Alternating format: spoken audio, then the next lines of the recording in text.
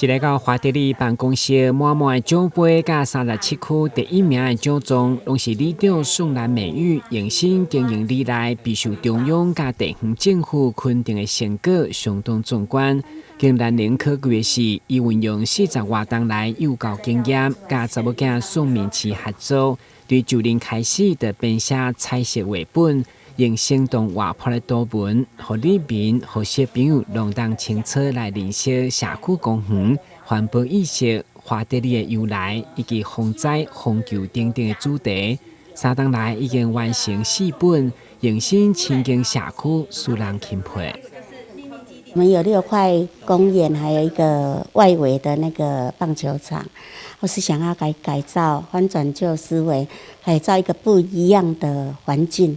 好，我们这里也都是外来的，就是用新的社区。然后我们是希望是说，把它翻转旧思维，把它创新。改为就是说，每一块公园就是有它的特色，有它的故事，啊，希望就是3代同堂能够同乐。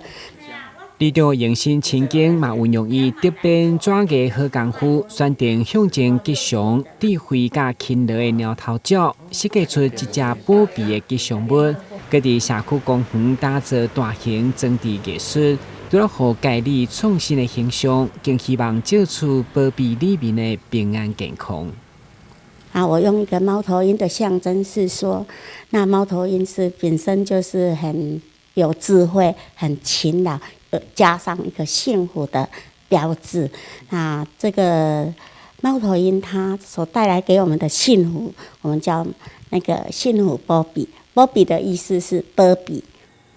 每一天对透早摒扫公园环境，一直到暗遵守治安，一天困无2-3点钟的里长，新的虎年也有标写气候变迁影响、家庭暴力防治以及新住民文化教育的3本绘本正在筹备，希望用热情加使命感，让这个新社区就是甲别人无同款。